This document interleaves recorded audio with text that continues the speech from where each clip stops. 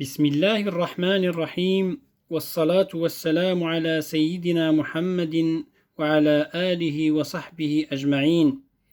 أعزائي الصغار، إخواني أخواتي الآباء والأمهات، السلام عليكم ورحمة الله تعالى وبركاته.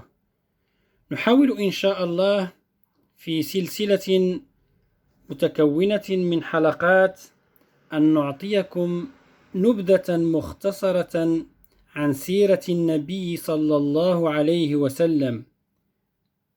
فنعلم جميعا إخوتي أخواتي أن خير ما يقرأه أبناؤنا هو السيرة النبوية العطرة التي تقص عليهم حياة خير البشر وأكمل إنسان عاش على ظهر الأرض، إذ كانت حياته كلها دينا ودنيا، علما وعملا، خلقا وسلوكا، بطولة وكفاحا، رحمة وعدلا، عفوا وسماحة. بعثه الله سبحانه وتعالى في جزيرة العرب فأحيا أمة وأقام دولة وربى رجالا فأنار الدنيا ونشر الإسلام، صلوات ربي وسلامه عليه. نبقى إن شاء الله مع هذه السلسلة لنستفيد ونعلم أبناءنا أخلاقا وسيرة هذا النبي الكريم عليه الصلاة والسلام. إذن على بركة الله نبدأ هذه السلسلة بالحلقة الأولى تحت عنوان مولد النور. أهلا بربيع الأول شهر البركات، فيه ولد نبينا محمد ماحي الظلمات.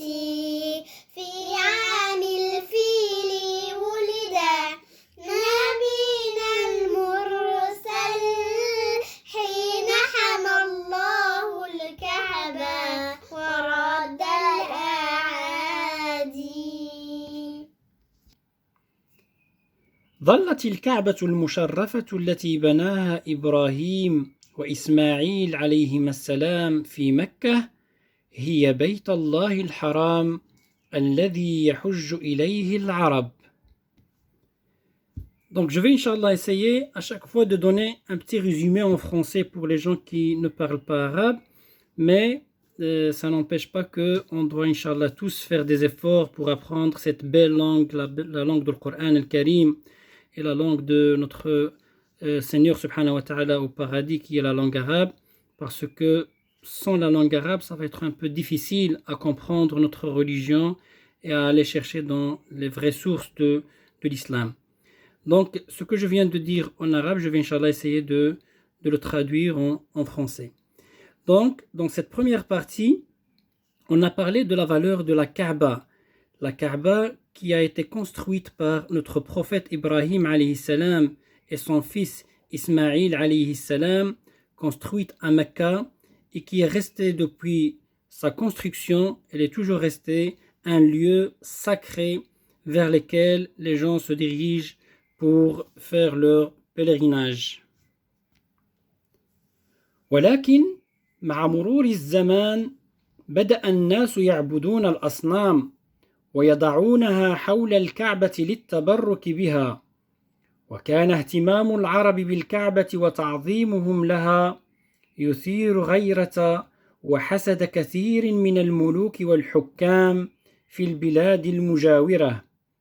وكان هناك ملك اسمه أبرهة الحبشي ملك اليمن، من أشد هؤلاء غيظا وحقدا من تلك المكانة التي تحظى بها الكعبة في قلوب العرب. بنى أبرهة كنيسة عظيمة سماها القليس. كانت هذه الكنيسة أكبر وأجمل بناء شهده العرب، وأراد أبرهة أن يصرف الناس عن الذهاب إلى الكعبة ويحجوا إلى القليس بدلا منها لكن العرب لم يهتموا بأمر تلك الكنيسة ولم يذهب أحد لزيارتها. Mais avec le temps, les gens, au lieu d'adorer Allah Azza wa Jal, vont commencer à adorer des idoles et des statues qu'ils ont mis à l'intérieur de la Kaaba ou aux alentours de la Kaaba. Et vu cette importance et cette valeur de la Kaaba dans les cœurs des Arabes de l'époque, il y avait plusieurs rois et plusieurs empereurs qui vivaient dans les pays avoisinants qui vont être en colère et même, on va dire, être jaloux de voir cette importance de la Kaaba. Parmi ces rois, il y avait le roi Abraha. Abraha était le roi du Yémen. Il était parmi les gens qui vont être vraiment très très en colère de voir les gens respecter et donner cette valeur à la Kaaba. Alors qu'est-ce qu'il va faire? Il va construire un grand édifice. Il va construire une sorte d'église, si vous voulez, à laquelle on va donner le nom de Al-Qullays.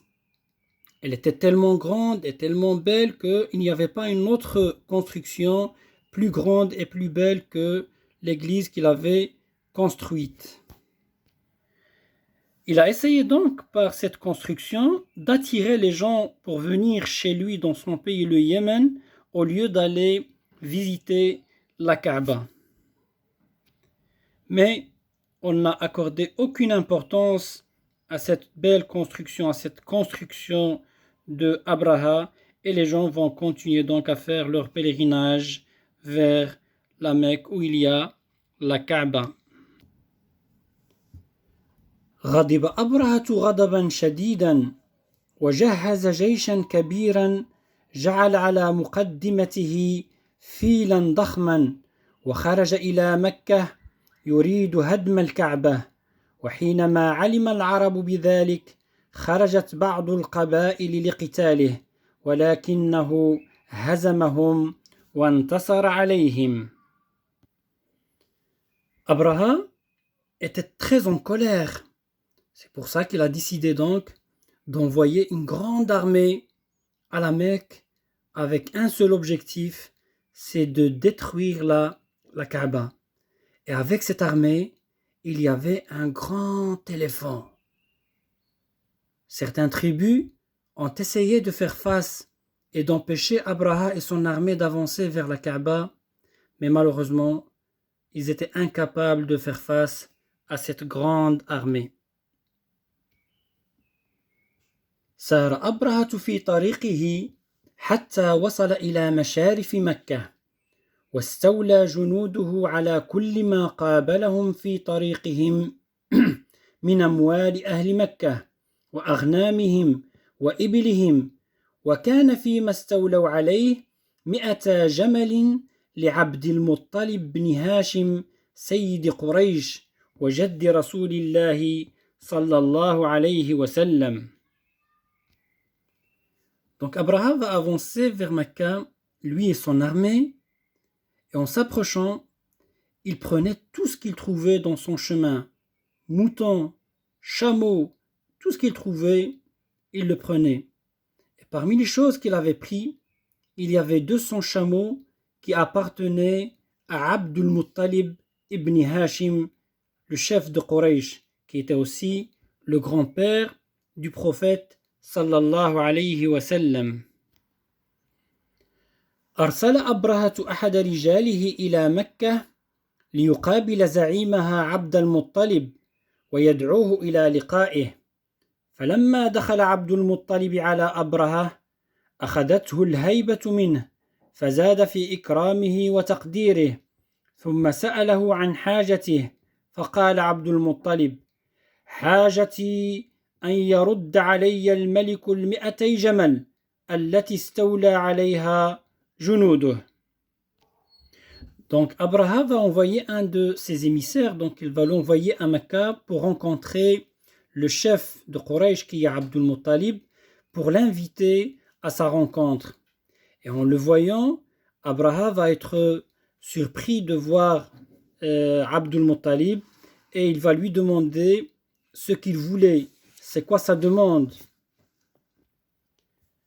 Abraha va dire à Abdul Muttalib, dis-moi, qu'est-ce que tu veux? Qu'est-ce que tu viens chercher?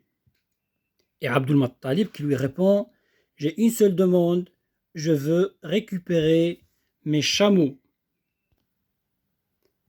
نظر أبرهة بدهشة إلى عبد المطلب وقال له وقد أخذه العجب لقد كنت أعجبتني حين رأيتك فلما كلمتني عجبت لأمرك أتكلمني في أمر 200 جمل وتترك الكعبة وهي دينك ودين آبائك وقد جئت لأهدمها. Après avoir entendu cette demande de Abdul Muttalib, Abraha va regarder Abdul Muttalib avec étonnement et lui dit, j'avais beaucoup d'estime pour toi au début, mais quand tu m'as fait cette demande, quand tu demandes ça, j'étais un peu étonné. Comment ça se fait-il que tu me demandes de te rendre tes chameaux, mais tu m'as rien demandé à propos de la Kaaba, qui a quand même une grande valeur pour toi et pour ta tribu. Et je suis venu pour la détruire.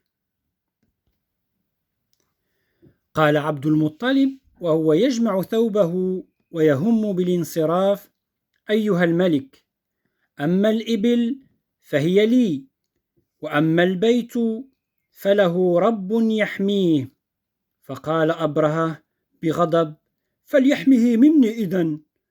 قال عبد المطلب بثقة وهدوء سترى ذلك بنفسك أيها الملك.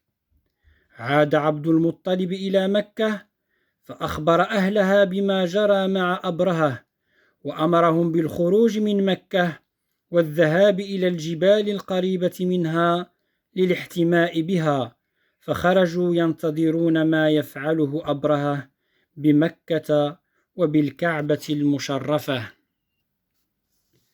Abdul Muttalib va répondre à Abraha en s'apprêtant de partir. Écoutez s'il vous plaît, les chameaux m'appartiennent et sont à moi. C'est pour ça que je suis venu les chercher. Mais la Kaaba, elle a un seigneur pour la protéger. À ce moment-là, Abraha va répondre avec une colère très très grande, on va voir comment ton seigneur est-il capable de protéger la Kaaba. Abdul Muttalib va revenir donc à Mecca. Il va demander aux habitants de se préparer pour quitter la Mecque et d'aller se protéger dans les montagnes avoisinantes parce qu'il sait très bien que Abraha, il était vraiment décidé, il veut absolument détruire la Kaaba. On va donc s'arrêter ici pour cette première partie de la biographie du prophète Mohammed sallallahu alayhi wa sallam et attendez-nous inshallah pour la suite.